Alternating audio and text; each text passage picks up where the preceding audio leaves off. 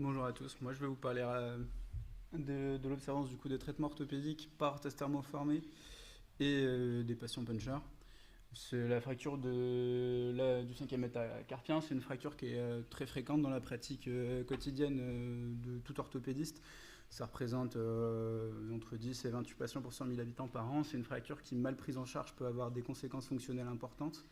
Que ce soit au niveau des troubles de rotation et aussi de la force de préhension si elle est mal consolidée. C'est des traumatismes à point fermé qui concernent surtout une population jeune. On a les deux modalités classiques qui sont le traitement orthopédique pour les fractures trop déplacées ou avec un trouble de rotation, et on va s'intéresser un petit peu plus à la population qu'on appelle punching fracture ou la fracture du con pour les Français. Il y a très peu de travaux qui évaluent l'observance des orthèses dans les fractures de la main. Il y en a eu finalement assez peu globalement. Quand on regarde la littérature pour toute l'orthopédie confondue. Donc la punching fracture, qu'est-ce que c'est? C'est la fameuse fracture du patient un peu énervé qui va taper dans un mur et qui va se faire une fracture du cinquième métacarpien. C'est souvent un patient jeune, de sexe masculin. Parfois, il peut y avoir un contexte social particulier également. L'objectif de l'étude principale, c'était d'étudier, de comparer l'observance des orthèses chez les patients de façon globale, et l'objectif secondaire, c'était d'identifier éventuellement des facteurs qui sont associés à la non-observance, et notamment le mécanisme lésionnel. C'est une étude qui a été réalisée de façon prospective sur sur à peu près un an, qui inclut tous les patients victimes d'une fracture du cinquième métacarpien qui avaient plus de 18 ans et qui n'avaient pas d'obstacle à la compréhension, donc pas de troubles cognitifs, pas de problème de barrière de la langue. C'est une analyse qui a été réalisée en intention de traiter. Dans l'étude, on avait une définition de l'observance un petit peu, on va dire, particulière, c'est-à-dire que c'était le respect strict de la durée d'immobilisation, mais les patients avaient l'autorisation de retirer, avec des consignes bien précises, le tel de façon temporaire pour l'hygiène des mains, l'hygiène de l'orthèse, pour éviter notamment la mauvaise odeur qui est facteur de non-observance de ces orthèses. Il y a eu un questionnaire qui a été remis à la fin du suivi, après avoir dit aux patients qu'il était bien consolidé. Il y a 113 patients qui ont été inclus, 6 patients qui ont été perdus de vue. Sur tous les patients qui ont été inclus dans l'étude, il n'y en a aucun qui a eu une complication et a nécessité un traitement chirurgical de la fracture. C'est ce qu'on voit dans l'épidémiologie un peu des patients, c'est que globalement c'est des hommes d'âge jeune, avec une moyenne d'âge inférieure à 34 ans, avec 47% de fractures, de punching fracture. Les résultats de l'analyse principale n'ont pas de différence entre les deux groupes, entre les patients observants et les patients non observants, avec une observance globale qui est à 54%, ce qui est pas terrible. Si on s'intéresse un petit peu plus à la population des patients qui frappent dans les murs, c'est des patients majoritairement des hommes, encore plus que sur la population générale, et à un âge encore plus jeune, parce qu'il y a une moyenne d'âge à 27 ans et demi. Si on s'intéresse donc à ce groupe-là, on voit que l'observance c'est la même en fait finalement que les patients qui ont une autre étiologie traumatique, qui est de 53%. Dans l'analyse secondaire, on s'est intéressé à une population particulière, c'est-à-dire qu'on a vu que dans les patients non observants, il y en avait quand même quasiment la moitié qui avaient enlevé leur orthèse une semaine avant le terme.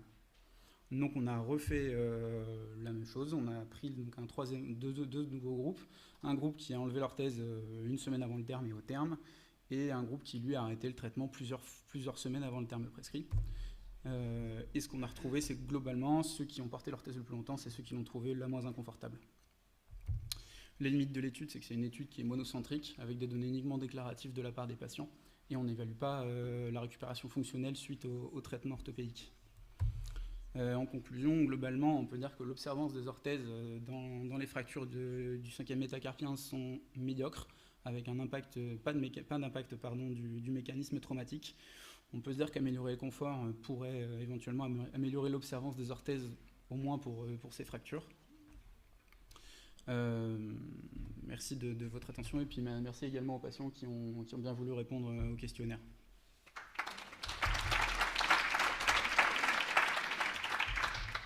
Est-ce qu'il y a des questions dans la salle ?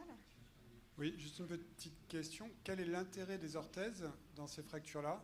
Moi, depuis 10 ans, je les traite en syndactylie sans rien de plus. Il n'y a pas plus de déplacement. Et finalement, ils acceptent beaucoup mieux le plus simple que des orthèses qui vont leur pourrir la vie pendant X temps. Alors j'ai découvert les syndactylies simples dans les fractures du cinquième méta récemment. effectivement, je me pose la question, parce qu'on voit que même en les retirant de façon très précoce, ils consolident de la même façon. Donc est-ce qu'il y a un réel intérêt de continuer d'immobiliser les fractures du 5e méta par orthèse? Probablement pas, mais... Nous, on sort là d'un DU de rééducation où j'ai eu plein de profs d'orthopédistes de l'Ouest. On a posé la question près à tout le monde. Les réponses, c'est incroyable de voir le prisme. Hein. Il y a vraiment des endroits où c'est gantelet plus poignet pris chez tout le monde, et d'autres endroits où il n'y a plus d'orthèse depuis 10 ans. Vraisemblablement, tout le monde est d'accord pour dire que sa technique est la meilleure. Mais il n'y a pas l'air d'avoir d'influence sur ça. Je pense qu'une réponse quand même de l'orthèse, ça peut être l'antalgie.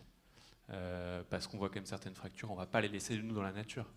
Par contre, le 6 semaines strict, gantelet, comme on imagine tous, c'est peut-être quelque chose qu'il va falloir voir évoluer. Et là, notamment des rééducations beaucoup plus précoces que ce qu'on fait actuellement, quoi. Là, les patients, ils avaient des orthèses qui étaient adaptées en fonction de la localisation de la fracture. Ils n'avaient pas tous le poignet pris. Il y en avait... Pardon ? C'était 4 semaines pour les bases et les métaphyses et 6 semaines pour les diaphyses. Ah ouais, mais là si vous mélangez les indications thérapeutiques, c'est un peu plus compliqué que ça. La fracture du connard, c'est le col, hein. Entendons-nous bien. C'est pas la diaphyse.